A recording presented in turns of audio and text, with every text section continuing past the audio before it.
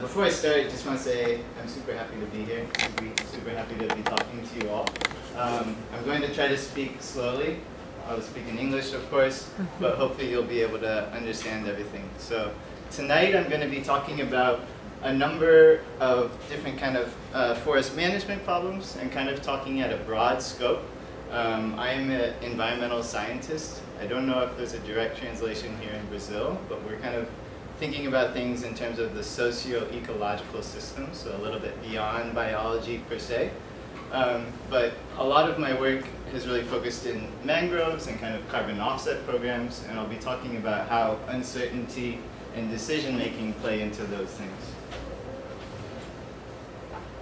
So just to give a quick overview of what I'll be talking about, I'm kind of couching all of these things within theory on decision-making and uncertainties. So there's one particular paper that I'm going to focus on and kind of is providing a framework for how I think about these problems. And then I'm going to talk about my own research in carbon management in mangroves. And most of this work is in Southeast Asia, in Thailand and Vietnam. And then because I'm here today, coming from California, and you're in Brazil, I'm going to talk a little bit about some of the problems that we're having with forest management in California today. And most of that is related to fires and how we are actually managing fires. And then from there, I'll just talk a little bit about some future outlooks and some conclusions.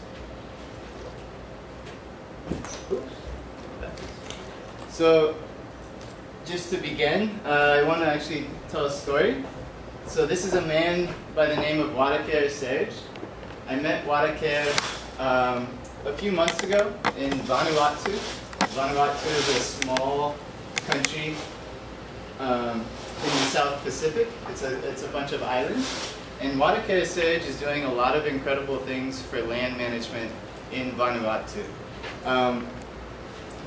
On this island of Espiritu Santo, the dominant land use practice is conversion of forests into coconut plantations.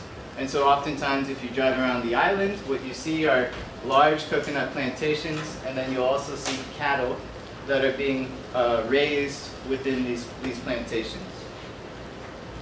One of the impacts of this is that there's a lot of degradation adjacent to the coconut plantations. So this is a photo of Moremia peltada. It's an invasive vine, and when the cattle come into the forest, oftentimes they'll bring seeds of this invasive vine. They'll tear up the vegetation. It allows for it to establish, and then it can actually take over forests, completely smother them, and kind of arrest succession or transition to a degraded state. What Wadeker Serge is doing is he's using funds from carbon offset programs to help finance a transition to sustainable land management practices. So basically he goes in, he clears out the Moremia peltada, and then he institutes an agroforestry system. So he plants crops and trees, and then as that system develops, he lets the plot go back to natural forest once the canopy closes. So there's a lot of value in this because the trees that are forming the canopy are timber trees, they're nut trees, they're fruit trees, and so he can still get a lot of value while transitioning and restoring the forest in the area.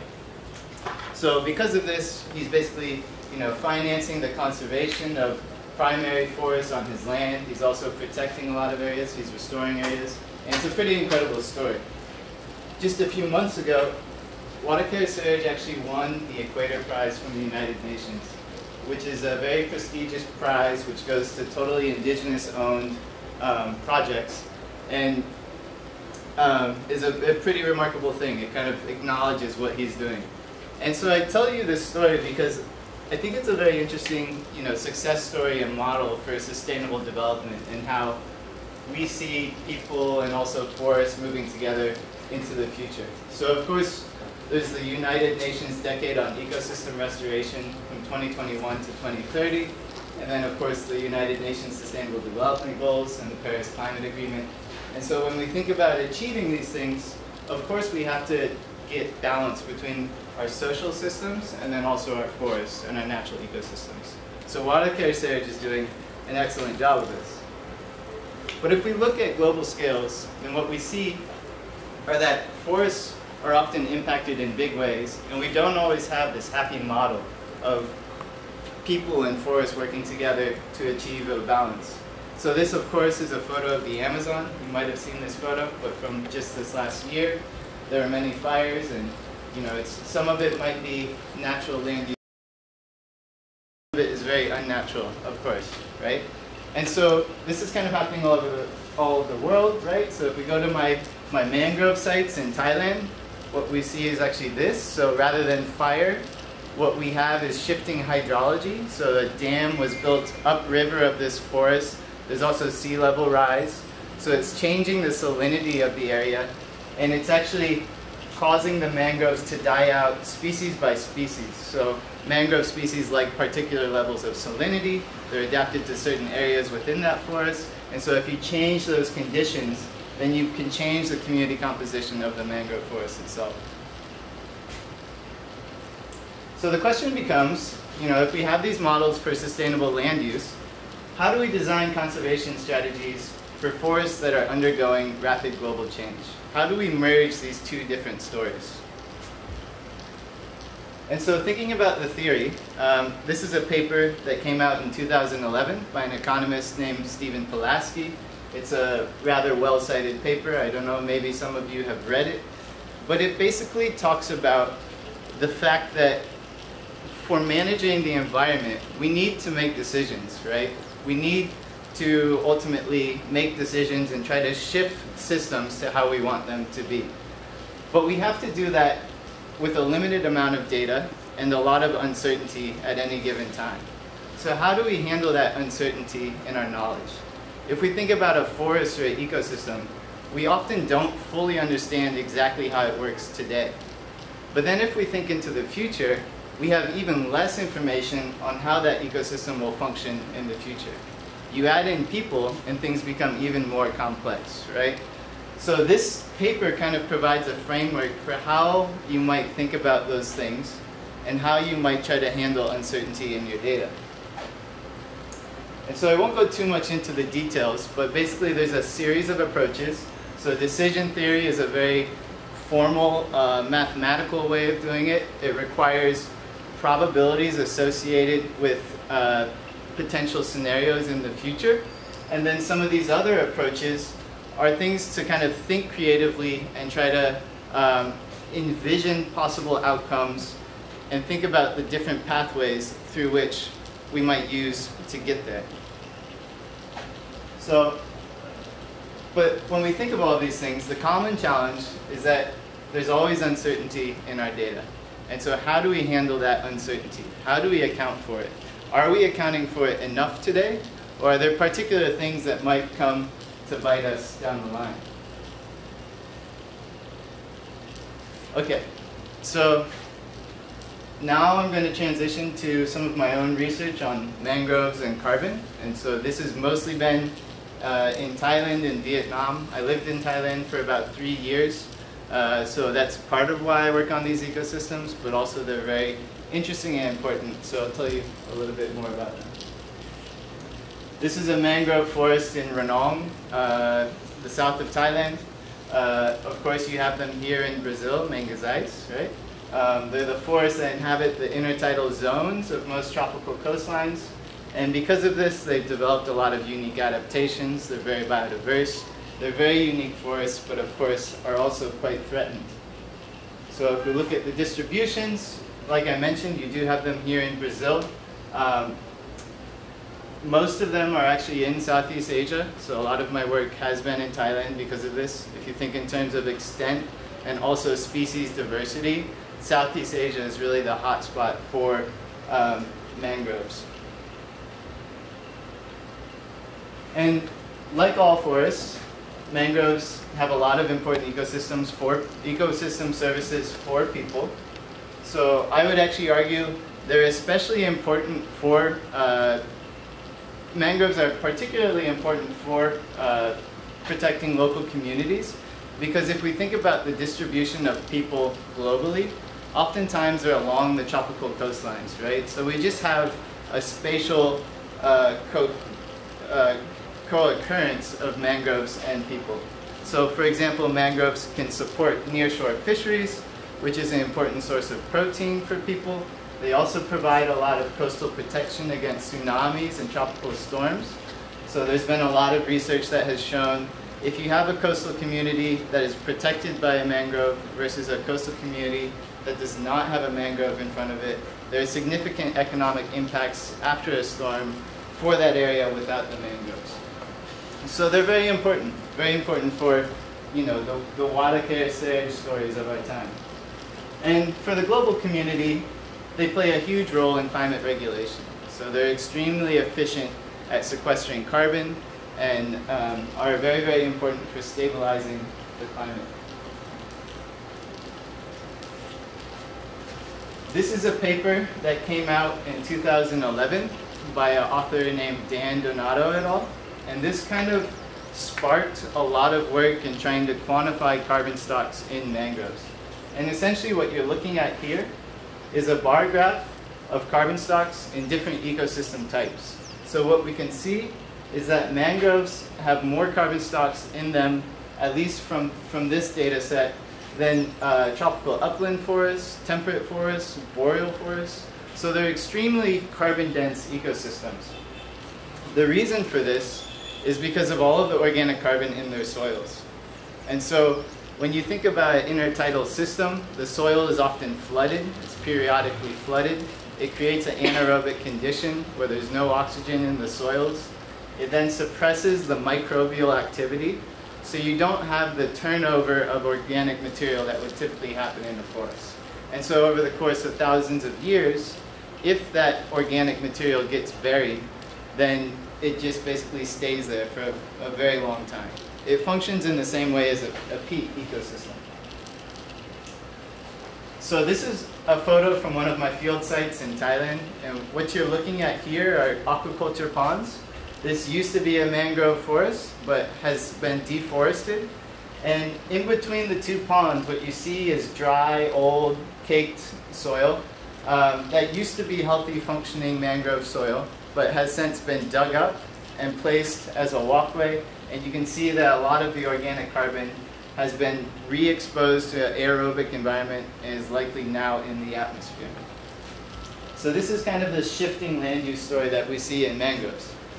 And because of this combination of the value for coastal communities, the value for stabilizing climate change, there's a lot of interest in conserving mangroves through carbon offset programs, right? Programas de compensação de carbono. And so essentially these programs, you're likely familiar with them, but the idea is that high-emitting countries or companies potentially could try to offset their emissions by paying for forest conservation in particular areas of the world. And so there's a lot of interest in these programs for mangrove conservation. So the first program I'm going to talk, or first project I'm going to talk to you about is called Income for Coastal Communities for Mangrove Protection. And this was work that I was doing in Thailand from 2012 to 2014, and was kind of one of the first projects that I became involved in when working with mangroves. So this is a joint project between UNFAO, USAID, and IUCN. And the idea behind this project was that large areas of forest are likely to get a lot of support or interest, maybe from a national park or at a national level, a REDD+ program. They might prioritize a large tract of forest. But if we think about mangroves, they've been deforested a lot, so there's a lot of fragmentation, and there's still a lot of areas that might only be 10 hectares or 20 hectares that are still very, very important for the local communities. So what this program tried to do was develop a mechanism that could fund and support the conservation of those small patches of forest, right? So trying to essentially get communities, or not get them involved because they are already involved, but essentially support them in the conservation of these little fragments of mangrove. And so of course one of the ways that they became interested in doing this was through carbon offset programs. So my work in the project was essentially that, trying to build a mechanism that would support local communities to engage in carbon stock measurements where they could quantify how much carbon was in their forests and potentially bring it to a funder, bring it to an NGO to try to talk about ways to fund conservation programs. And so what we did was we built a predictive model. We went into the literature and we found data on biomass and also soil organic carbon stocks. Then we paired them up with covariates that could predict that data. And we built a predictive model of mangrove carbon stocks as a function of forest structure. So here, really just thinking about variables that local community members could actually go out and collect, kind of citizen science in a way. So you can go and obtain a small tape measure at a market. You could go and measure some stem diameters within a plot. And then you could obtain a carbon stock estimate for your small little patch of mangrove. This work got wrapped up in a series of project documents, which are available, freely available, and are out for NGOs or local foundations to essentially use and help local communities do this work. My predictive modeling work got wrapped up in this mangrove carbon estimator and monitoring guide. So this guide basically provides a step-by-step pathway for how people can obtain those carbon stock estimates in their mangroves, right? So using free and open source software, QGIS, you can map your mangrove, you can identify plots to go and sample, teaches them how to go and collect the data and obtain those values. So some quick takeaways. There's local use in Southeast Asia. In Thailand in particular, a few communities have been using this to measure carbon stocks in their area. There was also, it didn't come through, but there was a group in Colombia that wanted to do the same thing, but I never was able to get that project running. But since then, there's been the recognition that, of course, we need this data at global scales, right? So if we think about the beginning and talking about uncertainty and managing forests, managing ecosystems, we need to fill data gaps in order to do so. And so, of course, there's a large demand for this same data, but at global scales. And so predictive modeling has really emerged and it's kind of leading to the next project that I'm going to talk about, which is testing global mangrove carbon models. So in recognition to this need, a lot of predictive models have kind of emerged for mangrove carbon stocks, right? So now we can kind of, because we have a lot more data, we have a lot more powerful computers, we also have machine learning, we have higher predictive capabilities. A lot of people are now producing large maps of carbon stocks, right? These models are amazing because they can fill a lot of data gaps globally, but they're often very coarse in resolution, right? So if you talk to a producer of one of these models, they will often tell you that they can give large trends over global scales, but at a pixel level, like a plot to a pixel, they're going to be highly inaccurate, right? So they give us amazing data, amazing information, but the question becomes, how useful are they for individual management decisions, where you might be designing an intervention at a site scale, right?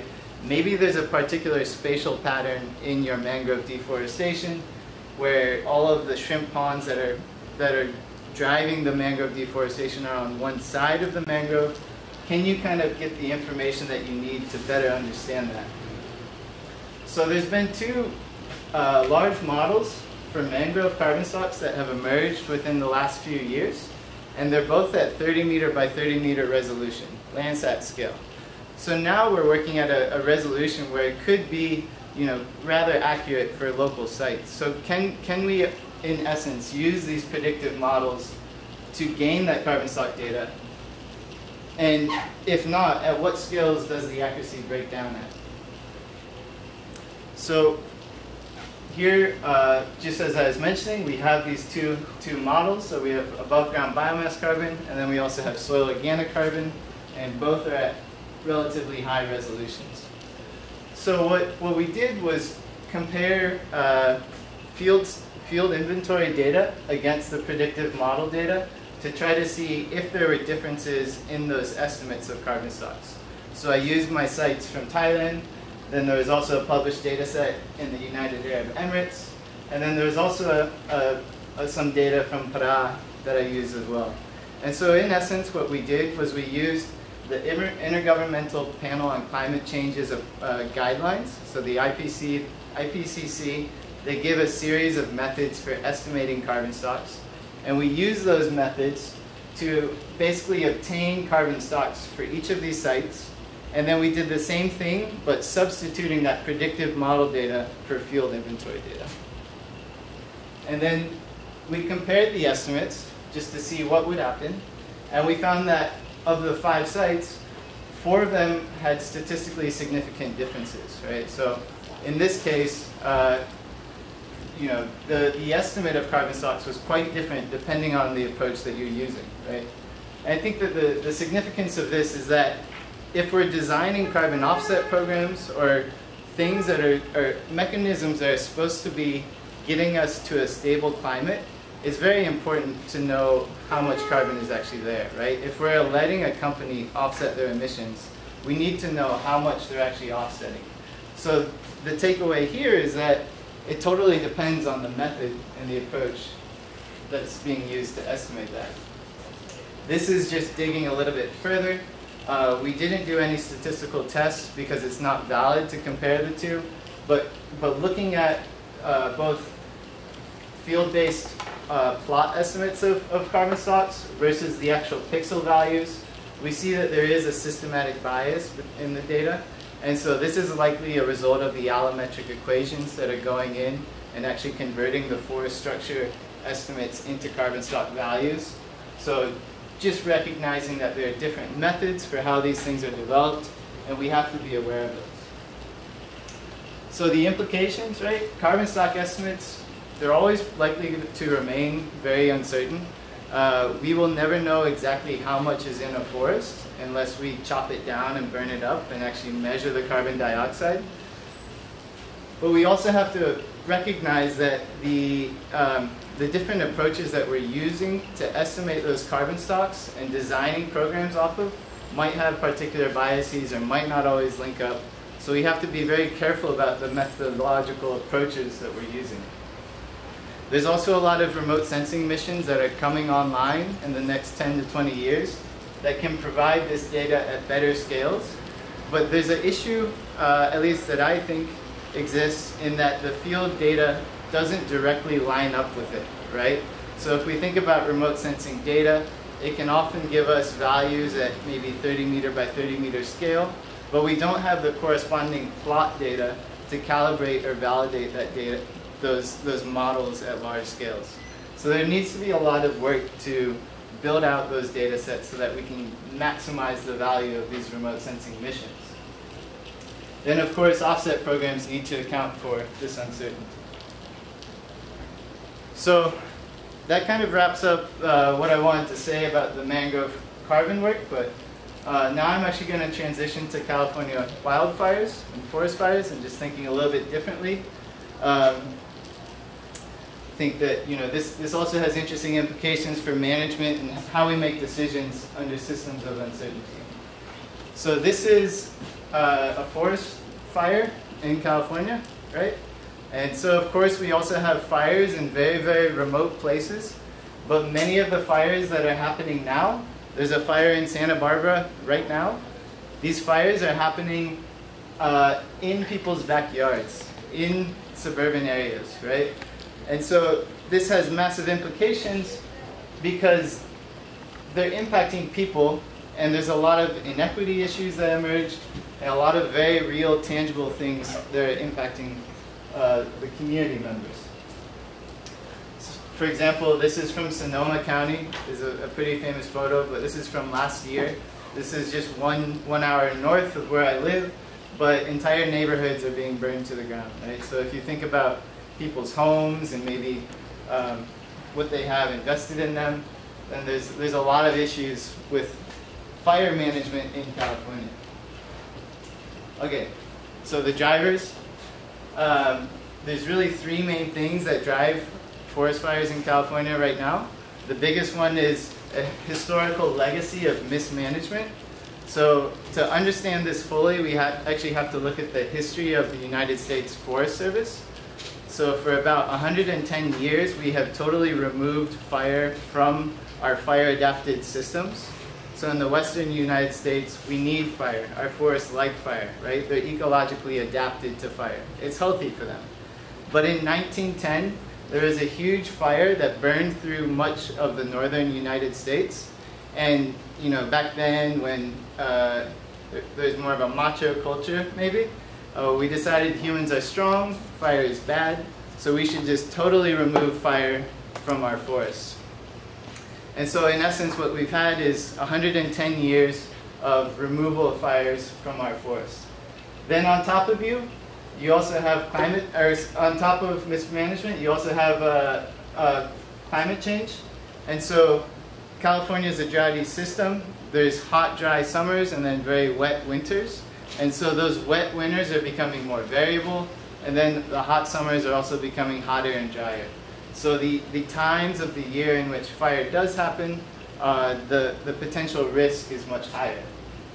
Then finally, we also have humans, right? So California is an amazing place. It's beautiful to live there. People move there because they want to be outside, they want to be in the forest. And so people are moving to areas where maybe they should not be living, right? Of course, when people move places, they bring electricity, they bring potential sources for fires to start. This bear, this is Smokey Bear. Smokey Bear is very famous in the United States, pretty cute. He's saved a lot of animals, of course, but has also kind of been problematic because he was made by the Forest Service as kind of a propaganda campaign to basically remove fire from forests. So only you can prevent wildfires. And so today, actually, it's Thanksgiving. Happy Thanksgiving. And so during Thanksgiving, there's always a huge parade in the United States. And so Smokey Bear is a giant balloon at this parade that's going with the parade for the first time in over 25 years. And so I kind of thought, okay, I should probably fight this bear. So I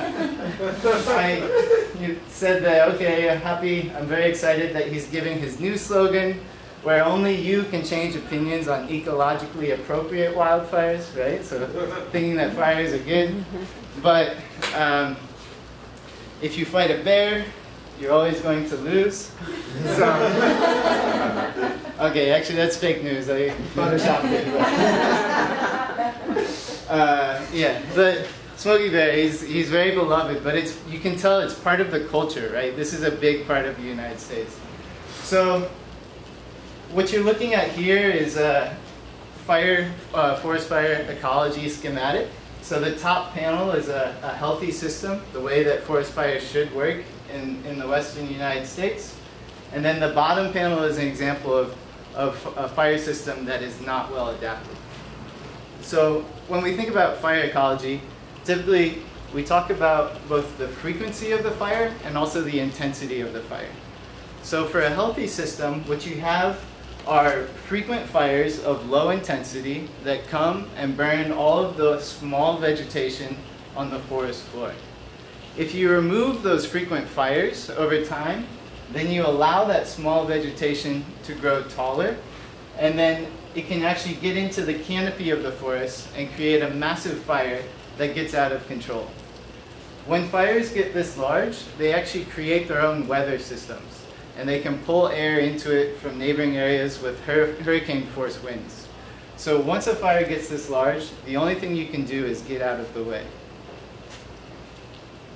So of course, not all of our forests look like this, but there are some areas where, you know, it's basically a bonfire waiting to happen. There's just an enormous amount of dry debris waiting to go up in smoke. And so how does the fire enter the forest? Well, in California, it's mostly actually through power lines, right? So in California, during the dry months of the year, we have strong windstorms. And so the windstorms will come and they'll blow over the power line. But this is a photo from a prescribed fire that I helped with maybe 6 months ago. But essentially, the idea here is bringing fire back into these ecosystems, right? Clearing out some of that brush. One of the most efficient, cost-efficient ways to do this is by using controlled, managed, safe fire, right? So identifying an area that needs to be burned, going in there with many people who know what they're doing, and then in a very controlled fashion, when the weather conditions are correct, actually going and burning that forest. The problem with this is that most of California needs prescribed fire now. So it's very, very difficult to get all of our forests to the current state that they need to be as quickly as possible. So just a summary again, the reason I kind of told you about this, yeah, maybe I think it's interesting for you to hear about United States forests, but also it's a big example of decision making under uncertainty, right? So the story of PG&E, how they're trying to grapple with changing climate, you know, a series of bad decisions by forest management that go all the way back to 1910 and have now built up to a very, very complicated, difficult situation. How are they making decisions now? What does that mean for the people that are impacted by them? And I think that, you know, yeah, these things are particularly important. So we need adaptive management that is science-based. So models of ecosystem management that are able to take in new information, incorporate that information, and make the best decision at any given time. And we also need to empower vulnerable populations. So thinking about people that might be particularly impacted by you know, new climate situations that might emerge, but making sure that they have the information and the knowledge they need to protect themselves. So some quick conclusions. If we go back to water care surge, okay, what did we talk about? We talked about forests in Vanuatu, then we talked about briefly the Amazon, then we talked about forests in Thailand and mangroves, and then we talked about forests in California. And so how do we resolve all of these things? We have changing climates, we have growing social systems. How do we manage these things? And I think that, I mean, I don't have it figured out, but I think that ultimately we need to have these systems that respond. I think we need to identify where our data is less certain than what we think and not be overly confident in particular data sets. We need to embrace that uncertainty and build in systems that check against less than ideal outcomes in the future. If we think about fire management in California and where we are today, we don't want to recreate that situation in other ways. So I think that, yeah, it is a complicated thing, but with that, I just want to thank all of my funders and collaborators. A lot of people have been involved in this work, so I'd like to acknowledge them. Also, thank you, Joanna, for organizing these. And with that, thank you for your attention, and thanks for coming on a rainy Thursday. And happy to have a discussion and any questions that you might have. Thank you.